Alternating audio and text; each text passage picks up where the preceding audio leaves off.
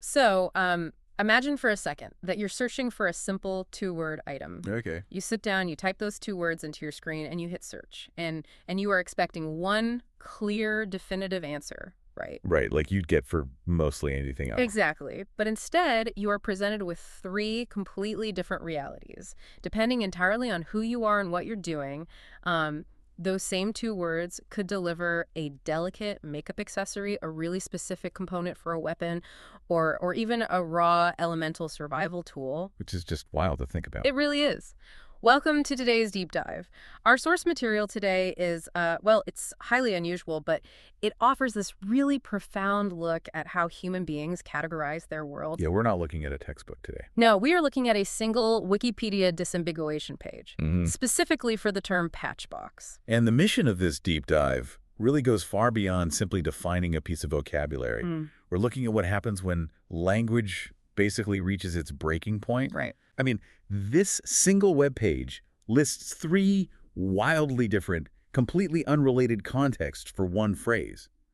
And exploring those three definitions reveals a tremendous amount about, how we build our tools, how we prioritize our needs. And how the architecture of information attempts to organize the absolute chaos of human experience. Exactly. It's fascinating. The premise of a disambiguation page itself is so interesting to me because you arrive at this page not because you found what you were looking for, but because the system literally doesn't know what you mean. It's throwing its hands up. Yeah, it's saying, help me out here.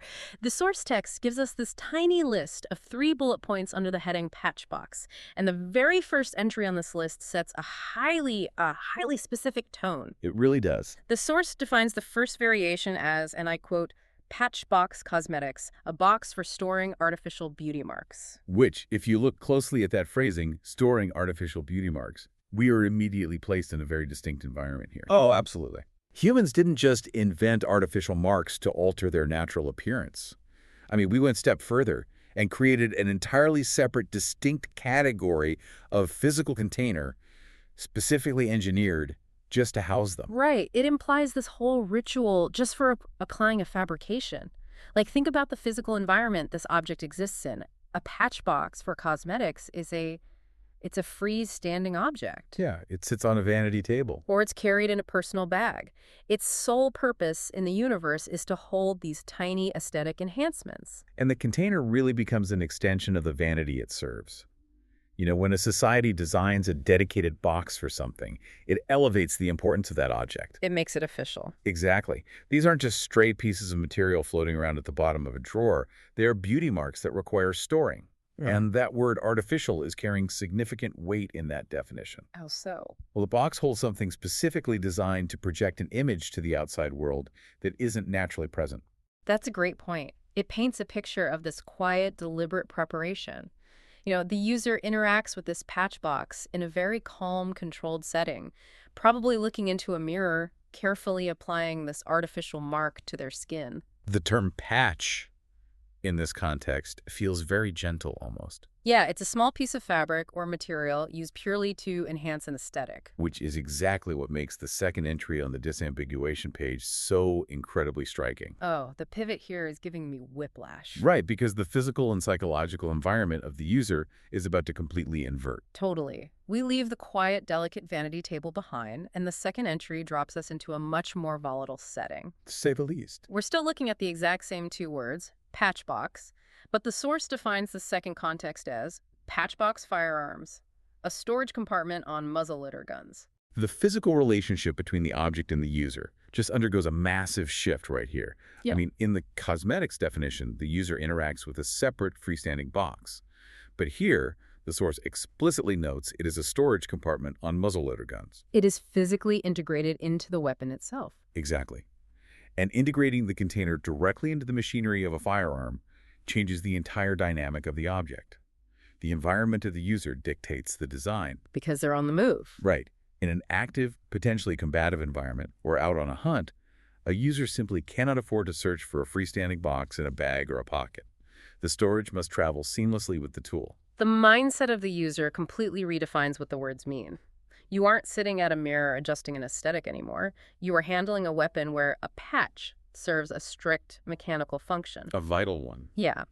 In the context of a muzzleloader, a patch is a crucial piece of material. It's used to grip the projectile, seal the barrel, or clean the mechanism.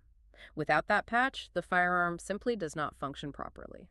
And the tension between these two definitions highlights the absolute absurdity of our limited vocabulary. It really does. We use the identical string of letters to describe a delicate container for fake beauty marks and a mechanical compartment built into the stock of a gun.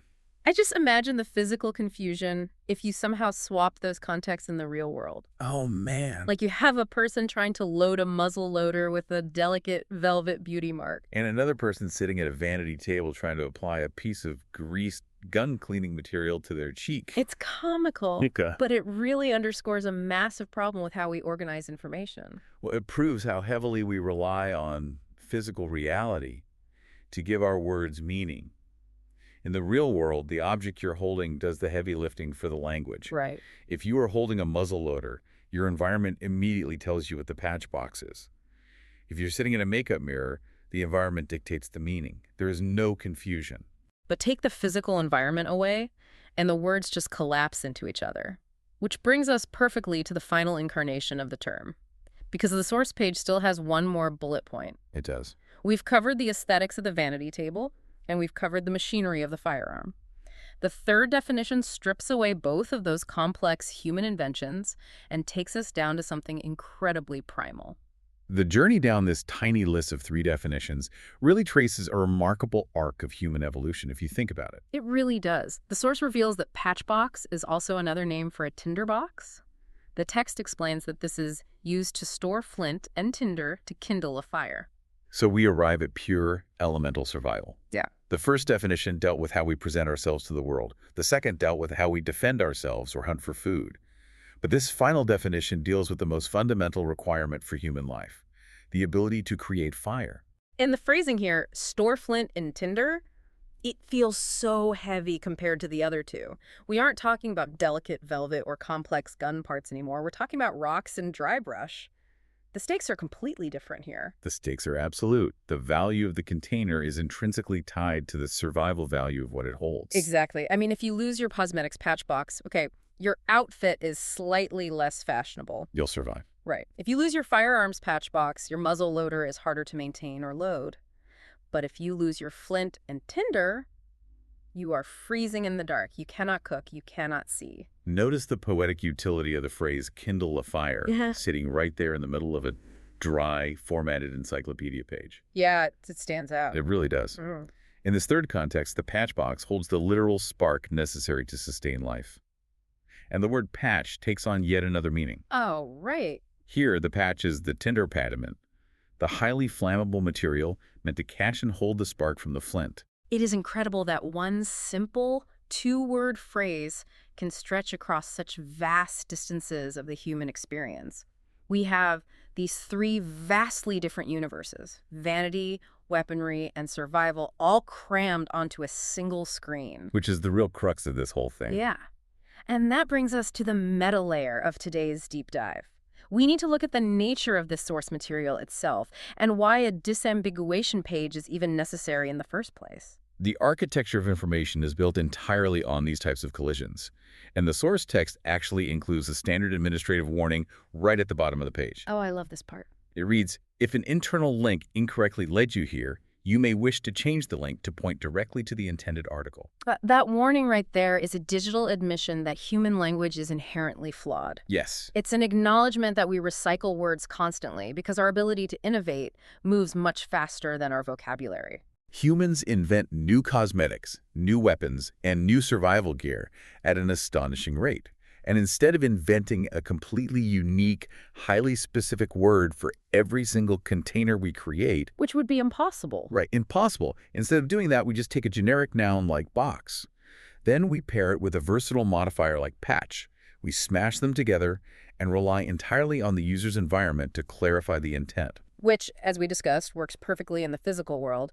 But in the digital world, inside an encyclopedia, that physical environment is stripped away entirely. Exactly. Digital spaces remove the mirror, the gun, and the campfire. To a search engine or a database, Patchbox is just a string of 9 characters. The words become totally untethered from You're reality. just data. Right. So the architecture of the website is forced to build these disambiguation pages to re-inject context into a void. And that warning about the incorrect internal link is the system essentially begging a human being to manually fix the confusion created by our recycled language. It is a literal plea for context. It is. Just imagine reading an intense historical article about the mechanics of a 19th century battle. You click a link for the patch box on a soldier's rifle, and the system accidentally routes you to a page about storing artificial beauty marks. Because the system doesn't know the difference between vanity and warfare. Only the human reader understands the absurdity of that digital cross-wiring. The disambiguation page acts as a traffic cop for our limited vocabulary. That's a great way to put it. But when you look at all three of these definitions side by side, a really fascinating synthesis emerges. Yeah, let's look at that. We have the cosmetics box, the firearm compartment, and the Tinder box. Despite the massive differences in the user's environment and the stakes of the activity, there is actually a hidden pattern that connects all three of these objects. Yes. Consider the physical nature of the items kept inside these containers. You have artificial beauty marks, you have small pieces of material to seal a gun barrel, and you have pieces of flint and dry tinder. They all share a very specific set of physical traits. They're all incredibly small. Minuscule, easily misplaced, and entirely vital to the task at hand. You cannot successfully fire the muzzleloader without the patch to grip the projectile. No. You cannot kindle the fire without the flint and the tinder. Yeah. And you cannot complete that specific aesthetic presentation without the beauty mark. The task fails completely without the tiny component. Right. In all three cases, across aesthetics, weaponry, and survival, humans recognize that the smallest, most crucial pieces of their lives required a highly specialized, dedicated space to keep them secure. That's brilliant. The patch box, in whatever form it takes, is a monument to human categorization. We create specialized vessels for the things we simply cannot afford to lose, regardless of what environment we're operating in. Exactly. Whether that task is securing a date, firing a weapon out in the field, or surviving a freezing night in the wilderness, we protect the tiny things that make the larger machinery of our lives work. We just happen to be incredibly efficient at naming those vessels. Too efficient, maybe. Yeah, we use the exact same two words to cover the entire spectrum of human need. Which is why this journey through a single disambiguation page proves how much depth is hiding in the mundane corners of our information architecture. I mean, we didn't need a massive 1,000-page academic textbook to find something absolutely fascinating about human behavior. Not at all. We just needed a 2-word phrase, a list of 3 bullet points, and a curiosity about how the world is labeled. Taking the time to look at the connections between seemingly unconnected definitions reveals the hidden structures of how we prioritize and protect the vital components of our existence. It's all right there in the language. It really is. As we wrap up this deep dive, I want you to consider the vocabulary you rely on every single day. We've seen how a simple phrase like patchbox can simultaneously hold the keys to vanity, weaponry, and fire starting, depending entirely on the context of the person holding it. So ask yourself this, as you interact with your colleagues, your friends, and your family today, what ordinary, everyday words are you using right now, assuming the listener shares your exact context, when in reality, that word means something completely unalike to the person standing right next to you?